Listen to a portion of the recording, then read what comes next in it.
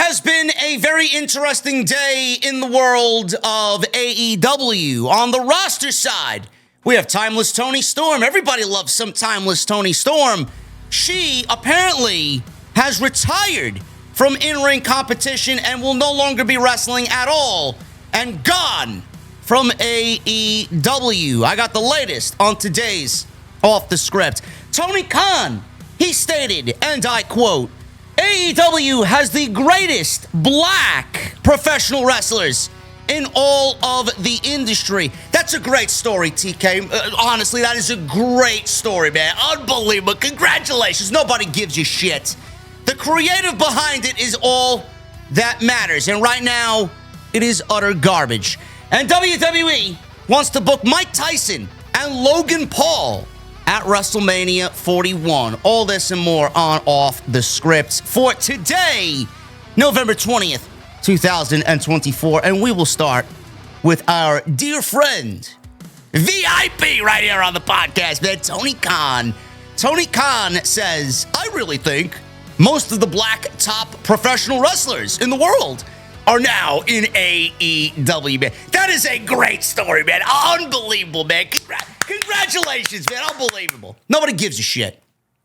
Nobody cares. AEW's bloated roster continues to be a topic of discussion. They got some of the biggest names in the business.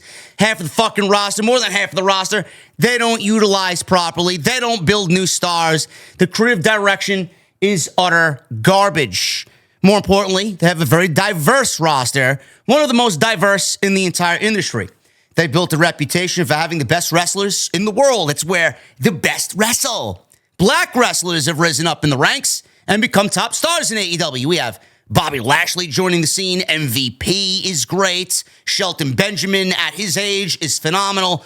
Swerve Strickland, Will Hobbs has true potential. There's many, many more I'm not mentioning, but they do have a solid roster, no doubt about it. While speaking with CHGO Sports, I'm assuming this is in Chicago, AEW CEO Tony Khan was asked about featuring black talent in AEW programming and whether pushing them was a conscious decision or purely talent. He says, and I quote, well, I think you just said it. I'm conscious of it. But I also think that these names are some of the best in AEW that you just named. So we're really lucky to have those great stars. We've been fortunate to be able to build some great stars. I'm doing this all wrong, by the way. I'm doing this completely wrong. Pardon me. Well, I think you just said it. I'm conscious of it, but I also think that these are some of the best wrestlers in AEW that you just named. So we're really lucky to have those great stars. We've been fortunate and able to build up some great stars and also have a lot of great free agents come into where I think so many of the top wrestlers, some of the top black wrestlers in AEW are in the entire company. And I really think most of the top black wrestlers in the world are now in AEW. But I think that this is a conscious thing, but I also think it's so great.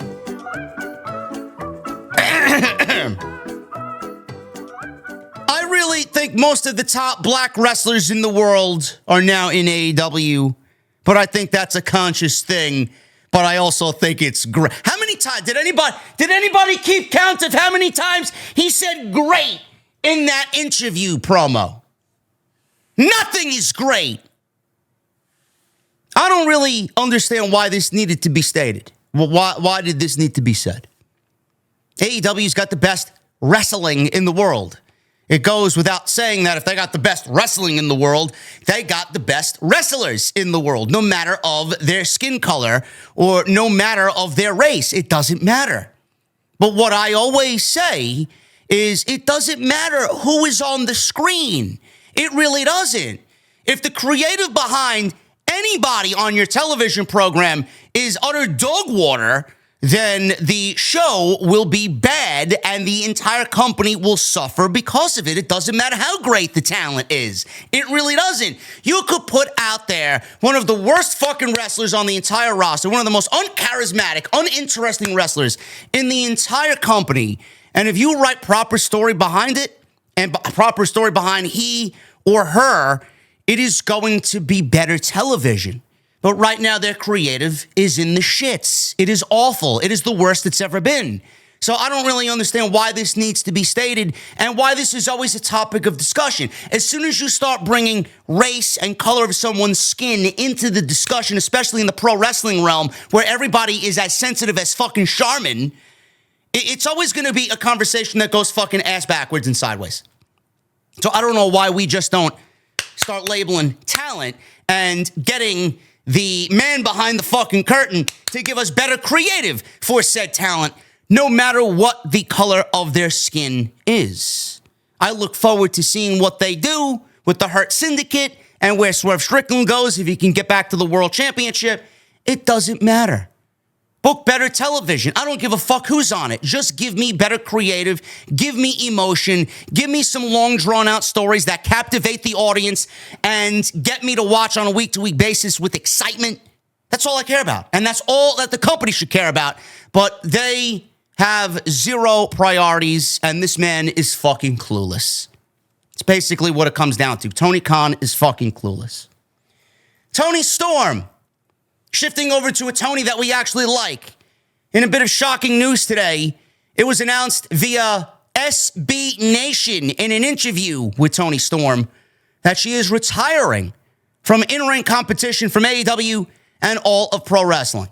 Toni Storm repeatedly apologized for being such a failure, and she added that fans should not expect to see her in other promotions such as New Japan Pro Wrestling, CMLL, or AEW. She says, I failed at everything. I lost in AEW. I lost in Japan. I lost in Mexico. This is the last you'll hear from me again. Enjoy Mariah May as your champion. You can all enjoy that. Toni Storm claimed that she had no communication with Tony Khan about her decision to retire, and she's currently in an undisclosed location. She added that fans should not expect to hear from her again. The interview ended with a variation of her trademark quote, chin down, tits in, don't bother watching for the shoe. Now, the last we saw of Toni Storm, she lost the Women's Championship, which has done nothing for Mariah May since then because the creative behind it has made her an absolutely missable champion. Nothing about her reign has been memorable, and nothing about her reign has been must-see. The only thing that I really care for are Mina. And her being included back on television, man. We got Mina back. That's all we really care about. But Mariah May is a great wrestler. That was on All In at the pay-per-view in London. She lost the championship, did Tony, to Mariah May. She hasn't been on TV since then.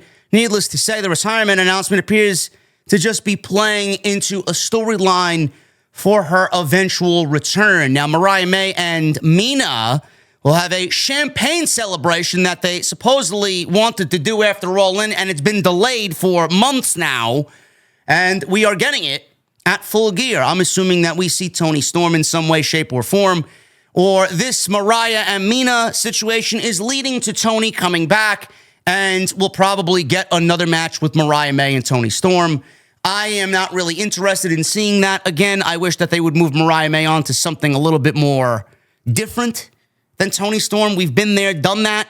Why would we go back to Toni and just run that back again? It's almost as if they are afraid of moving forward with the creative and doing something new and exciting with their new champion. I mean, they've built this woman up for the entire year, and then you do nothing with her when she wins the big one. Why? I don't really get it. All that RJ City is a genius talk about him writing this story with Tony and Mariah, with Tony Khan. What happened? Did he fucking lose his pen and pad? Where did it go? I mean, you should have already been thinking about what's coming after the story while you're writing the story. But no, they didn't do that. They don't really give a shit. It's like they get to one point, they start at one point, then they get to another, and then they just quit. It's as if they're fucking lost or they don't care, one or the other. But this is not Toni Storm retiring. It's not. I'm sure we'll see her at Full Gear. If not, we'll see her on the road to World's End. And this is nothing more than Toni coming into a new character. We're going to see a different take on timeless Toni Storm. This is now the movie star that is, I guess, lost, and she is past her prime, and she's not as good as she once was, or that's the belief from Toni. Meanwhile, everybody is clamoring to see Toni. She's still a big star in the eyes of the fans, but she's down on herself. The damsel in distress type of thing, the starlet in Hollywood who is looking for that rebound movie film, whatever that is, Toni is going to probably go under a character change, and we'll see her back on TV very, very soon, because God only knows that division needs her big time. They really don't, but AEW Creative has made it feel like nobody else matters, and they want to push who they want to push, and Toni is who they want to push. So she'll be back on TV before you know it. Mike Tyson, he was in a boxing match, awful as it may be, with Jake Paul, that was in front of 65 million households on Netflix. WWE is moving to Netflix in January, on January 6th, for the debut of Monday Night Raw. So obviously, we may be getting some Logan Paul, Mike Tyson, Jake Paul, some type of dynamic with all three, potentially at WrestleMania. According to WrestleVotes, they said, and I quote, "I did some digging after what we saw on Friday night with Jake Paul and Mike Tyson. I was able to get a source to confirm to me that there is interest. Could we see something between Logan Paul and Mike Tyson at WrestleMania? I don't know anything other than that, but there is interest. That's all I would say. There's interest all the way around, just because it makes so much sense. The interest comes after Jake Paul and Mike Tyson, obviously, which aired on Netflix from AT&T Stadium on Friday night. Jake Paul defeated Mike Tyson by unanimous decision. Mike Tyson, by the way, who's 58 years old, and didn't throw one uppercut in the entire match. He looked great in the first round, and then after that, it's almost as if his soul left his body, and whatever was in the ring was not Mike Tyson. I don't know what happened, whether that was supposed to happen or he just showed his age. I'll leave it up to you to decide. I'm going to say the fight was rigged. So Mike Tyson has a long history in pro wrestling, and he is a WWE Hall of Famer. Obviously, he was influential during the Attitude Era, joining Degeneration X before siding with Steve Austin at WrestleMania 14. He returned to WWE in January of 2010, where he had his only pro wrestling match, teaming with Chris Jericho to take on Triple H and Shawn Michaels. Tyson returned to WWE that year, did that, and then turned on Jericho during the match, rejoining DX in the process. Tyson was also involved with AEW in recent years, serving as a special guest enforcer for Cody Rhodes and Lance Archer at Double or Nothing 2020. Seems like eons ago with what we're getting now. He then had a confrontation with Chris Jericho that was planned to set up a street fight at All Out in 2020, but those plans fell through. Tyson later joined the Inner Circle as an honorary member, and his last appearance in AEW came in November 2022, where he was a special guest commentator on an episode of Rampage. Gee, what a waste of time that was, huh? Being that show is now getting the axe come 2025. Logan Paul has been wrestling since 2022 for WWE. He has established himself as one of the company's top acts, and Paul is a former United States champion. Tyson has previously teased facing Paul in a WWE ring, and Logan Paul, after the fight was over, on microphone says, "I would kill you, Mike Tyson." So I don't know if that was done to set up whatever is coming with WWE and WrestleMania, but being that WWE loves to have their claws in everything that is top tier mainstream, and seeing how this garnered so much attention, and Jake Paul is doing his thing, and they got the other Paul on their roster, I would not be surprised at all, in Vegas of all fucking places, to see Mike Tyson and Logan Paul get into it, do something physical at WrestleMania. Maybe we get a match out of it. Maybe we get Tyson and John Cena versus Logan and Jake Paul in a wrestling match. Who the fuck knows, man? I would think that WWE would certainly go outside the box for something like that. Or maybe we get Logan Paul and John Cena in a one-on-one match, Mike Tyson in John Cena's corner, and then Jake Paul in Logan Paul's corner. I think that would be a little bit more simplified and a little bit more of the direction that WWE would go in, because I personally don't want to see Mike Tyson in a wrestling ring, and I don't want to see Jake Paul, who probably is not trained for professional wrestling, in a wrestling ring. Let's keep it with Cena and Logan Paul, which is a highly rumored match to be taking place at WrestleMania. I think that is a great way to go if they do want to go that direction. So we will see. But I do think with the interest that this thing garnered, we're going to see at least some appearance from Mike Tyson, Jake Paul, or both at WrestleMania 41. And WWE, man, it is right in their wheelhouse to do something like that for what they are claiming will be the biggest WrestleMania of all time. That is all I got for you guys. Quick update today. I will see you all live tonight. It's going to be a banger.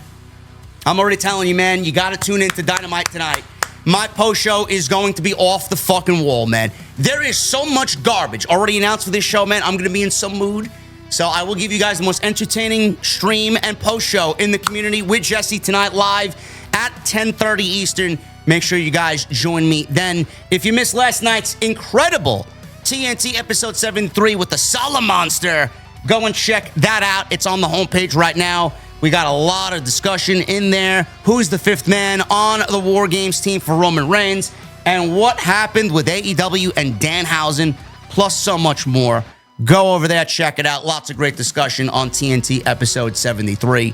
Leave me a comment down below. I don't give a shit what it is. Leave me an emoji. Leave me your favorite food, your favorite beverage. It doesn't matter. Every comment helps us out in the algorithm. And hit that thumbs up. Let's try for 1,000 likes today on Off the Script. Follow me on social media at JD from NY206 on X. Hit that subscribe button down below.